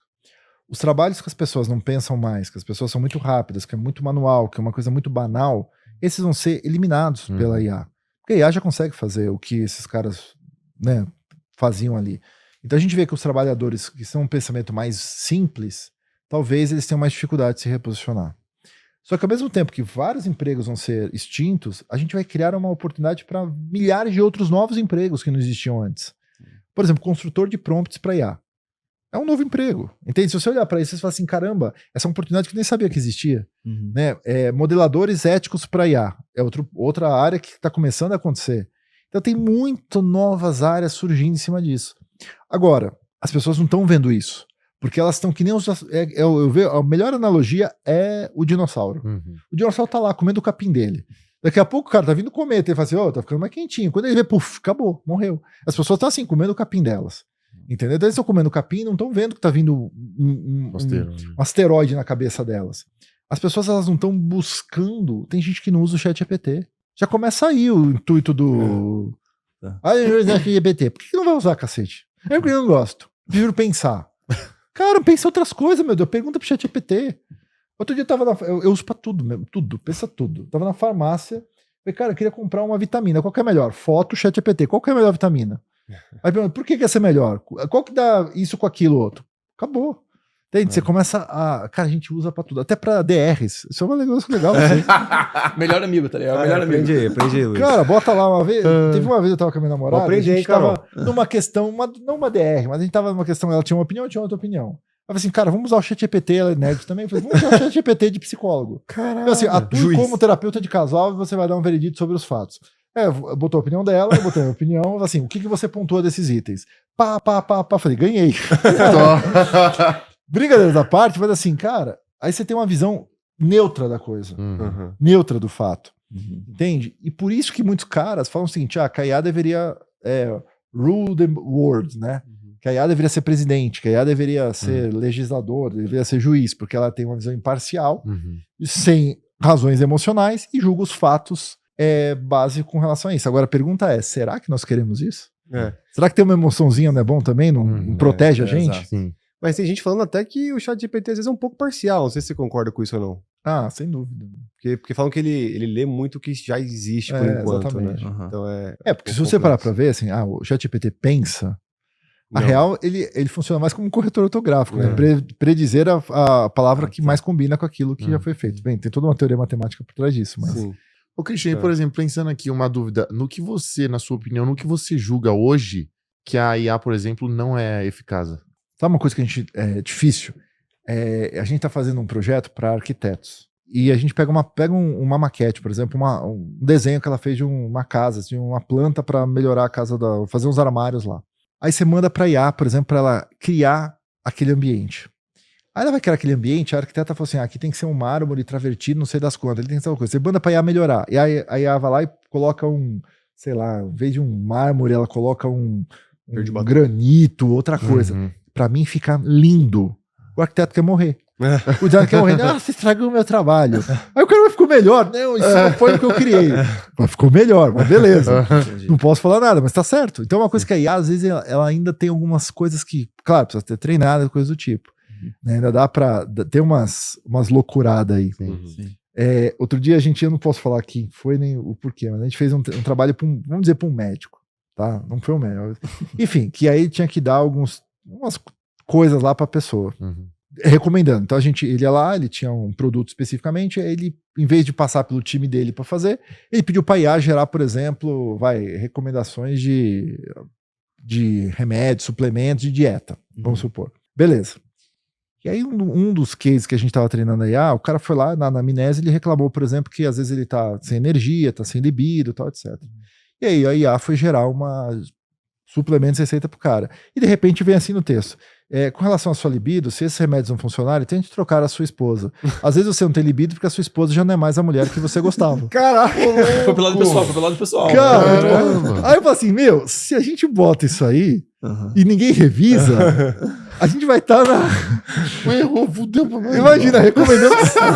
Cara, aí esposa usa Apple. E foi a mulher que indicou ainda, inclusive, o aplicativo. Então quando você vê isso, você fala assim, cara, então assim, ainda tem que ter muita revisão. Filtro, entendeu? sim. Mas o que a gente evoluímos aí nesses últimos anos, a primeira vez que eu falei de ChatGPT tem 6 anos. Quando eu lancei esse curso com o Marçal, tem 6 anos atrás, no vídeo 2 eu falava sobre IA, e eu falava sobre ChatGPT. Mas todo mundo achava que eu era maluco, que só existia aqui nos Estados Unidos, porque realmente isso estava funcionando melhor em inglês mesmo. Mas olha a evolução de lá para cá.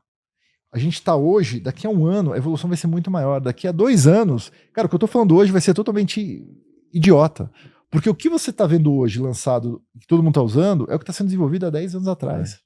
Então, ou seja, aquilo que hoje é tendência, amanhã vira consequência, se você não for lá e frear e trouxer para você aquele fato. E muita gente está se perdendo nessa curva. E ainda sobre as pessoas talvez te acharem maluco, E falando sobre IA e tecnologia futurística, vamos dizer assim. Sim. Eu vi um vídeo do Pablo Marçal falando que você tá numa fila para colocar um chip no olho. Que história é essa? Vamos lá. História inusitada. Exato. Tem duas coisas. Eu achei que era da gente botar o robô do Pablo, né? Qual que é? A gente treinou uma IA para fazer uma Alexa do Pablo. Você fala assim, em vez de chamar Alexa, você fala, ô Pablo, Não, e mentira. aí? Hoje eu tô triste, o que eu faço hoje? Entendeu? Ele te dá uma coachada na sua cabeça pra te ajudar a fazer. A gente treinou a IA e a gente lançou isso em algumas plataformas nossas. Já tem, isso não é novo, a gente já treinou isso tem mais de um ano, tem um ano e meio. Todos os vídeos, todos os e-books, todos os livros, tudo que o Pablo fala, a IA treina. E aí a gente botou isso até no WhatsApp. Cara, você faz uma pergunta, ô Pablo, o que você fala sobre, sei lá, desfrute? Ele vai lá, resume todo o conteúdo do Pablo sobre aquilo e te manda ou um vídeo, ou um áudio, ou um texto, ou as tarefas que você tem que fazer para aquilo. E com o Pablo falando. Pode ser com voz, uma voz muito próxima do Pablo, ou com texto, né? Na XGrow hoje, a gente já tá liberando isso para vários clientes. Então, se você lança lá com a gente, por exemplo, e tá na tua plataforma, e você quer uma inteligência pro teu aluno, a gente põe a inteligência pro teu aluno e responde pro teu aluno como se fosse você. Caraca. Claro que assim, tem uma outra coisa que ele dá uma viajada, mas é poucas. De cada 10 perguntas, 8 são avaliadas como excepcionais pelos usuários. Então assim, é bem top esse tipo de recurso, Legal. bem top. Ele tem muito conteúdo também já disponível. Né? Exato, quanto mais você treina, mais você tem respostas melhores. Né? E sobre o chip no olho? Eu tava pulando essa. Chip no olho. Foi o seguinte, eu vi uma empresa suíça, e tem umas americanas também, que eles estão trabalhando numa... Tipo, quando você tem catarata, você não bota uma lente no olho? Não. Mesmo processo, só que é uma lente com microtransistores ali, com um pequeno... tipo um LED ali que você vê coisas. Então ele permite te resgatar a visão e te dar poderes extras também. Né? Os caras, você consegue... Sabe aquela coisa de Minority Report? Tá. Os caras estão querendo falar isso, tipo assim, você... olhar coisa, conseguir medir coisas, conseguir ver proporções diferentes, conseguir ver coisas que você não conseguia ver. Claro que isso é muito futuro. Né? E eles colocaram pessoas que tivessem interesse em talvez ser cobaias em cima disso. Eu falei, cara, eu não me interesso por um olho desses aí. Claro, não seria o primeiro da fila. Mas eu gostaria daqui a uns 10, 20 anos, quando isso vai estar um negócio mainstream, de ter um olho biônico sim. Agora imagine o seguinte, você tá lá com a sua esposa, de repente você dá uma piscada e tirou uma foto. Foi pro upload. Concordo? Que isso é uma treta também. Né? Eu acho que o Black Mirror deve ter um episódio assim. Nossa, deve ter, imagina. É ou o cara invade o seu olho e começa a ver ali. Só o seu passado, puxa né? Puxa as memórias. Então, Tá louco. se tudo a gente tá alucinando nisso, mas daqui a pouco... hoje a gente tá alucinando. Amanhã a gente vai falar, cara, isso é tão banal. Não é os 10 anos de delay que você falou? De repente daqui... Exato. Em 10 anos, cara, 1 tera vai estar num tamanho de um... Nossa. Sei lá, bizarro. uma lupa.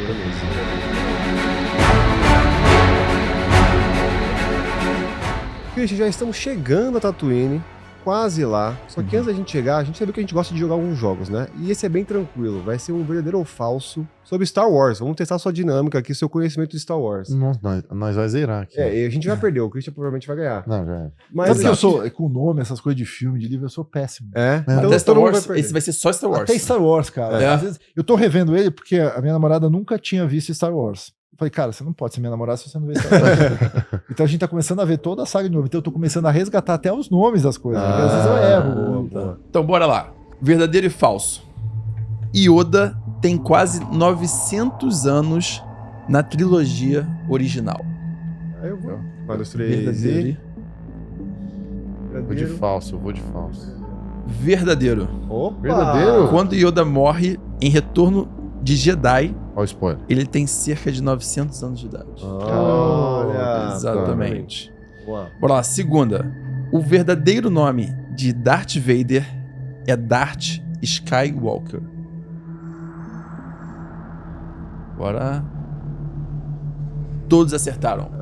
Falso. Qual que é o verdadeiro nome dele? É o Vader mesmo. Só Eu escolhi, Vader. exato. Han Solo é um Jedi que escolheu não usar a força. 1, 2, 3 e... Só o Christian acertou. Falso. Olha lá, eu falei que nós Exato. já ia... Han Ele Solo não não é Jedi. Han Solo Claramente ele é a gente- humano, né? Han Solo nunca foi um Jedi. Os Jedi são humanos, só que os Jedi eles aprenderam a usar a força. Entendi. Exato. 4. O sabre de luz de Luke Skywalker era originalmente azul. Vou chutar. 2, Pode mostrar? verdadeiro. Ih. No início do retorno de Jedi, Luke usava um sabre luz azul, mas ele foi mudado para verde por razões de visibilidade nas cenas de ação ao ar livre. Caramba. Tem uma aqui do Chewbacca. Como é que o Chewbacca faz? Parece uma vaca, que é isso? Você fez bem aquela hora, como é que é? Eu não lembro agora. Chewbacca tem uma fala completa em inglês em O Império Contra-Ataca. Tem uma frase completa em inglês? Que é essa que a gente falou Eu já. acabei de falar ela aqui, você não viu? Qual? Falso. Falso. Puta. Não merda. tem nenhuma frase. Tomei, ele só fala barulho.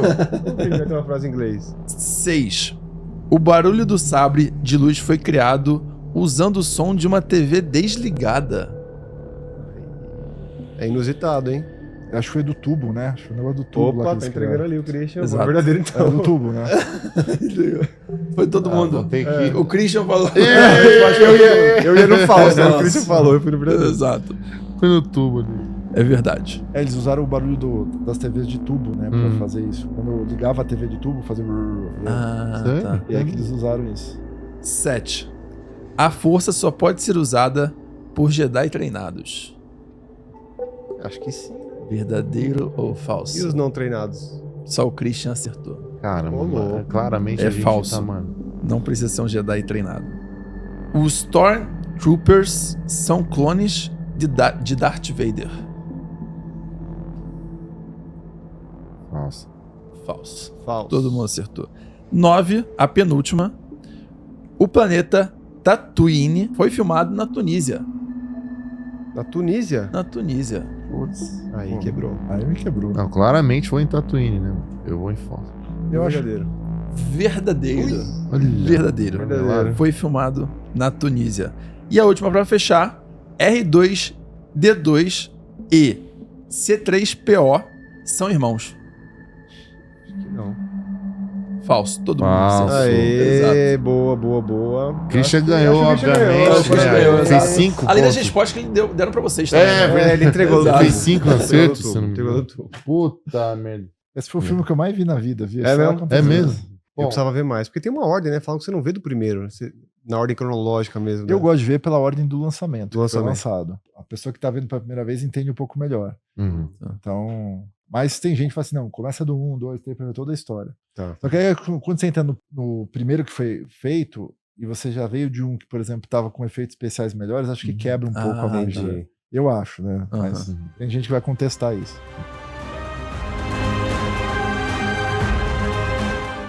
Bom, então agora a gente pousou aqui, né, em Tatooine finalmente, já vamos logo para as dunas. Só que, Christian, eu queria saber um relato seu pessoal. Se você tivesse a oportunidade de sentar ao lado de uma pessoa que você admira, seja ela viva ou morta, uma pessoa que não seja familiar também, nem uma figura religiosa, quem seria essa pessoa, de repente, para você conversar com ela, conhecer? Cara, boa pergunta. Essa, geralmente, os nossos convidados, eles Para pra pensar. reservam Gates. tempo para tentar ver. Não sentaria com o Bill Gates, não. Já conheci. Tem um cara que eu sigo ele, eu sou péssimo de nomes, eu não vou lembrar o nome do cara, que ele é um VC muito top. Você vai pesquisar pra saber o nome do cara. Aham. Mas ele é um cara que tem uma visão de investimentos muito interessante do que está acontecendo no mundo, sabe? Uhum. Ele não investe só, ele tá olhando para onde que o mundo tá indo e o que tá indo nessa direção de transformação, de oportunidade financeira e também de oportunidades humanitárias, né? De melhorar o mundo como um todo. Uhum. Então eu gosto muito da visão dele. E tem um cara que eu gosto bastante, que acho que seria bacana de ter um papo com ele, o Adam Grant. Ele tem alguns livros excepcionais, assim, que é um cara que também tem uma visão de mundo muito interessante. Acho que seria um papo bem legal. Uhum. Mas eu não sei te dizer. Quais as visões dele? Eu não conheço. Ele tem um que é o... Caramba. Eu digo que você conversaria com ele sobre o que, assim, que você acha que ele dominaria? Cara, ele tem um livro que ele fala sobre certos mitos que as pessoas falam tanto e não são verdadeiros, né? Ah. Ele fala da gente pensar de uma forma diferente, da gente repensar o que a gente está pensando, né? E esqueci o nome desse livro especificamente dele. Ele lançou um agora recente também, bom também. Tô com o nome de pessoas e livros, são coisas que eu preciso melhorar a minha memória, mas ele fala até, inclusive, nesse livro, ele fala sobre aquela coisa que o pessoal diz assim, aquela famosa fábula do sapo, né? Se você bota um sapo na panela e começa a ferver água, o sapo vai achar que tá gostosinho, então e depois ele morre assado lá.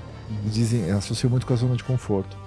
Se você pegar um sapo, por exemplo, jogar na água quente, ele vai pular e vai sair fora. Então, essa metáfora é inverídica. Ele fala assim que, na verdade, se você botar um sapo na água quente, ele não consegue pular, ele vai morrer. E se tiver um sapo que está começando a aquecer, a chance dele sair é muito maior. Então, ele fala sobre isso, que às vezes a gente tem convicções tão grandes que se a gente repensasse, ou se a gente fosse mais pensador, a gente poderia ter um mundo diferente, sabe?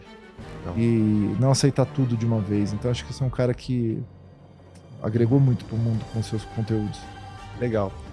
E Christian, todo jato, todo avião tem uma caixa preta. A gente tem a nossa aqui também. E com esses avanços da tecnologia IA, qual seria uma mensagem, uma dica que você deixaria registrada na nossa caixa preta para essas pessoas que estão meio que perdidas no mercado de trabalho, não sabendo que direção tomar, às vezes acabou de se formar, ou já se formou faz um tempo, mas está ainda incerto do futuro, o que seguir?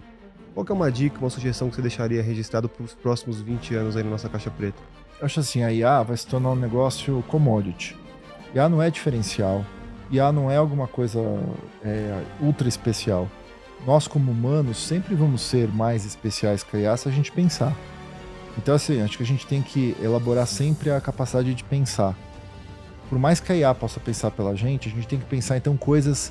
Deixa a IA fazer as coisas banais e vamos pensar coisas novas, coisas diferentes.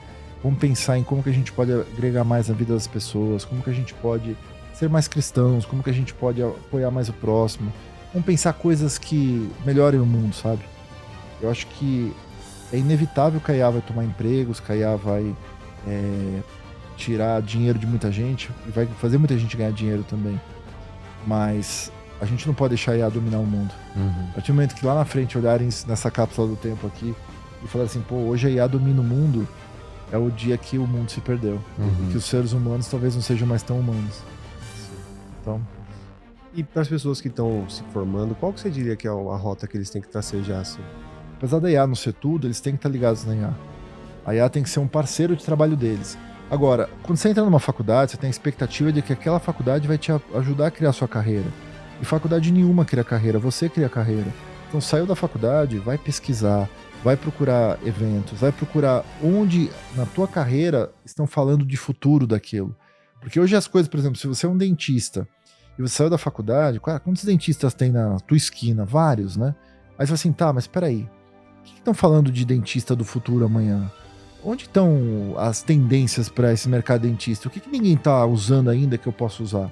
Se a pessoa for curiosa na área, seja o que ela quiser, ela começa a buscar certas inovações que vão mudar a vida dela, sabe?